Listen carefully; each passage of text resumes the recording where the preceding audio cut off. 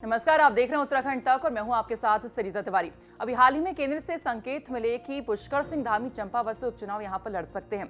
अब इसको लेकर चंपावत के विधायक है कैलाश गहतोड़ी, उन्होंने इस मसले को लेकर तस्वीर साफ कर दी है। क्या कुछ उन्होंने कहा, आइए देखिए। नमस्कार, आज हमारे साथ है चंपावत से विधायक कैलाश गहतोड़ी जी। सबसे पहले उत्तराखंड में पुष्कर सिंह धामी की हार होने के बाद सबसे पहले उनके लिए सीट छोड़ने वाले विधायक हैं। सर, बहुत बहुत स्वागत है आपका हमारे आज। बहुत धन्यवाद आपका, बहुत धन्यवाद। सर, आपको फिर से जनता ने चुना है और सबसे पहले उत्तराखंड की राजनीति में जब पुष्कर सिंह धामी हारे थे तो सबसे पहले आपने कहा था कि उनके लिए सीट छोड़ने के लिए सबसे पहला जो बयान आया था वो आपका आया था और आपने उनसे भी कहा था कि आप मेरी सीट से आकर के लड़ेंगे। क्या सर ये था? मैं अपनी जनता को धन्यवाद देता हूं और माननीय प्रधानमंत्री जी और हमारे 6 महीने पहले जिनने यहाँ का प्रथम सेवक के रूप में जो है धामी जी को दिया हमको, उनका धन्यवाद करता हूं। माननीय प्रधानमंत्री जी का और अपने संगठन का धन्यवाद करता हूं कि मुझे टिकट दिया और मेरी देवतुल्य जनता को धन्यवाद देता हूं जिन्होंने दोबारा भी प्रचंड मतों से मुझे जिताया।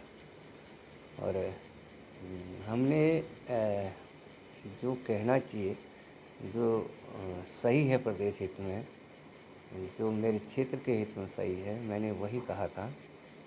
क्योंकि दुर्भाग्य रहा है 6 महीने पहले आने के बाद एक करिश्माई नेतृत्व ने जो है भारतीय जनता पार्टी को जो सोच भी नहीं सकते थे वो बहुमत दिलाया है। वो उनकी कार्यकुशलता और माननीय प्रधानमंत्री जी की नज़र का है। उनने एक कुशल नेतृत्व को हमको दिया। तो जब ऐसा हुआ 6 महीने में ये सब हो सकता है और आज तक का रिकॉर्ड तोड़ा, 600 के करीब घोषणाएं करी, उनमें वित्त आवंटन भी हुआ, पूरी घोषणाएं नहीं थी, सब में काम चालू करवा दिया। ऐसा मेरे ख्याल से इतिहास में कभी हुआ नहीं होगा जो उनने किया। और दुर्भाग्य रहा कि मेरे को तो तब पता चला जब मैं सर्टिफिकेट लेने जा रहा था कि माननीय धामी जी हार गए हैं करके। बहुत कष्ट हुआ, बहुत कष्ट हुआ। मैंने कहा यार, एक अगर आदमी काम करना चाहता है प्रदेश के लिए, क्षेत्र के लिए और उन शहीदों के सपनों को साकार करने के लिए, तो ऐसे आदमी का हारना बड़ा दुर्भाग्यपूर्ण है। तो मेरा क्या है, मैं विधायक तो था और पड़ोस का विधायक था और इनका चुनाव के दौरान जितना मेरे यहाँ इनने अटेंशन रहे ये, तो उसका नतीजा मेरे को भी बहुत अच्छा मिला। तो मेरा भी कर्तव्य, और कर्तव्य क्या है, एक इंसान होने के नाते सही और गलत क्या है उसी को मैंने बोला, क्षेत्र के लिए और प्रदेश हित के लिए, स्पेशली मेरे क्षेत्र के लिए। लगी हुई विधानसभा है तो मैंने कहा कि ऐसे व्यक्ति के हाथ में अगर नेतृत्व नहीं गया, उनको 5 साल नहीं मिले तो ये सपने सपने ही रह जाएंगे। और जैसा 6 महीने में ताबड़तोड़ काम किया, अगर 5 साल उस युवा को मिलता है, यूँ नहीं चुना होगा, यूँ नहीं देखा होगा, माननीय प्रधानमंत्री जी ने ऐसे नहीं कह दिया होगा, वो एक देव अवतार के रूप में इस हिंदुस्तान को मिले हैं माननीय प्रधानमंत्री जी। उनकी नज़र ऐसी नहीं होगी, उनने पहचाना होगा, तभी उनने इन पे अपनी सहमति और अपनी वो जताई होगी और उनको नेतृत्व सौंपा होगा।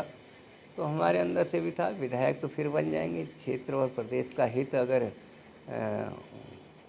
सर्वोपरि नहीं रखेंगे तो फिर इस विधायक की बनने से, या ये राजनीति तो कितने आए, कितने गए, कितने विधायक बन गए, कितने बनेंगे, लेकिन कुशल नेतृत्व को मिल जाना, मेरे त्याग से अगर ऐसा हो गया, और ऐसा हुआ भी है, आज माननीय धामी जी को पुनः मुख्यमंत्री बनाया गया है।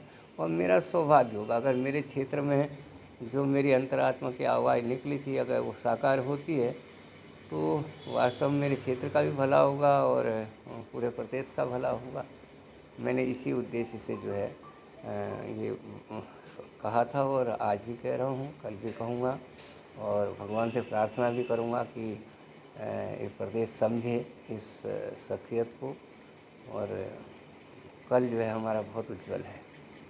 मैंने ये सब देखते हुए ही घोषणा की थी और आज भी कह रहा हूँ। और मेरे को भरोसा है कि माननीय धामी जी वहीं से लड़ेंगे। सर, आपकी जब बात हुई होगी धामी जी से, आप मिले थे, तो उनकी ओर से कोई ऐसा विचार प्रकट किया हो कि जो आपका फैसला है उसमें मैं विचार करूंगा, या फिर कुछ बताया गया हो धामी जी की ओर? मैं केवल 2 बार चुनाव जीतने के बाद माननीय धामी जी से मिला हूँ और थोड़ी थोड़ी देर की मुलाकात हुई है। वो इस उसमें गए ही नहीं हैं। उनने तो केवल ये कहा है कि मेरे को राष्ट्रीय नेतृत्व ने जिम्मेदारी दे रखी है, वही तय करेंगे मुझे कहाँ से लड़ना है। वो आदमी बिल्कुल फ्री होकर के, फ्री माइंड, केवल प्रदेश के लिए कैसे क्या किया जा सकता है उसकी रणनीति में लगे हैं। उनने कहीं अपने मर्जी से ऐसा मेरे सामने तो कोई इच्छा जाहिर नहीं की, लेकिन वो क्या है कि भरोसा करते हैं अपने वरिष्ठों पे, अपने नेतृत्व पे, अपने संगठन पे। जो उनको निर्देश मिलेगा, ऐसा ही मेरे सामने भी कहा, जो निर्देश मिलेगा उसका अनुसरण करेंगे, उसी के तहत काम करेंगे, उसी के तहत लड़ाई लड़ेंगे। सर, सबसे पहले आपने कहा था कि मैं धामी जी के लिए सीट छोड़ दूँ, उसके बाद लगातार प्रदेश के अन्य क्षेत्रों से भी विधायकों के लगातार बयान सामने आए कि वो भी अपने लिए सीट छोड़ना चाहते हैं, उनके लिए, धामी जी के लिए। और अब सर जो उठापटक चल रही है कांग्रेस में भी और सभी जगह आप देख रहे हैं, तो कांग्रेस के लोग भी कह रहे हैं कि वो सीट छोड़ देंगे धामी जी के लिए, तो किस तरीके से देखते हैं आप? देखिए, ऐसा है, जो लोग चीज़ को समझते हैं, जो लोग गर्म और ठंडे का एहसास करते हैं, उनको वास्तविकता की जानकारी रहती है। अगर किसी की और की आत्मा से भी ये आवाज़ निकली है तो उनकी सत्य आवाज़ निकली है, अंतरात्मा की आवाज़ निकली होगी कि ऐसा होना चाहिए। हम धामी जी के लिए क्यों छोड़ें? धामी के पास विजन है, धामी की कार्यकुशलता हमने पिछले 6 माह में देखी है, इसीलिए सब लोगों ने आस्था जताई होगी और मैंने भी जताई थी। और आज अगर कांग्रेस के कुछ लोग हैं तो हो सकता है कांग्रेस में भी इस माइंड के लोग हैं कि प्रदेश का हित किसमें हो सकता है। तो हम तो कहते हैं कि वास्तव में कुशल नेतृत्व को बागडोर मिली है। आज सब लोगों ने बढ़ चढ़ करके, कांग्रेस है या भारतीय जनता पार्टी है हमारी पार्टी, सब लोगों ने मिलजुल करके सहयोग करके इस प्रदेश को, देखो देवनगरी है उत्तराखंड, माननीय मोदी जी का पसंदीदा प्रदेश है दुनिया में, तो आज हमारा सौभाग्य है कि उनकी पसंदीदा मुख्यमंत्री है। और एक ये सारी राजनीति को छोड़ करके अलग हट के अगर आप देखते हैं तो छोटा सा स्टेट है, इसको बहुत अच्छे से इसका नियोजन हो सकता है। स्विट्ज़रलैंड कहते हैं कई आर्टिफिशियल चीज़ें हैं वहाँ, यहाँ तो सारी नेचुरल चीज़ों का अंबार लगा पड़ा है, कोई चीज़ की कमी है नहीं। और आज हमारा सौभाग्य है, प्रधानमंत्री जी चाहते हैं एक प्रदेश जो है एक यूनिक प्रदेश बने, और ऐसा 4 धाम से लेकर के रेल पहाड़ में पहुंचाने से लेकर के क्या क्या उनने ये प्रदेश के लिए कर दिया है। और अगले 5 साल में मन पसंदीदा उनका मुख्यमंत्री है, पता नहीं क्या का क्या होगा। बहुत सारी चीज़ें उनकी पाइपलाइन में है, उनके माइंड में है। अगर वो इम्प्लीमेंट हो जाती है तो जितने ये लोग आस्था जता रहे हैं माननीय धामी जी में, उनको वास्तव में इस देवनगरी की एक आशीर्वाद भी मिलेगा, आप निश्चित जानिएगा। धन्यवाद सर। ये थे चंपावत से विधायक कैलाश गैतोड़ी जी। चंपावत विधानसभा और पुष्कर सिंह धामी मुख्यमंत्री उत्तराखंड के, उनकी विधानसभा लगती हुई विधानसभा है, दोनों ही आपस में टच करती है। तो कहीं ना कहीं इनका जो सबसे पहले अपनी सीट छोड़कर मुख्यमंत्री को चुनाव लड़ाने के लिए जो मन बनाया था, तो कहीं ना कहीं उससे खटीमा क्षेत्र और साथ ही साथ चंपावत में भी लगातार विकास किया जाएगा, यह इनकी सोच थी। और साथ ही जो प्रदेश में युवा मुख्यमंत्री मिले हैं, उनको कहीं ना कहीं पूरे प्रदेश और इनकी विधानसभा को भी लाभ मिलता। राहुल सिंह, चंपावत।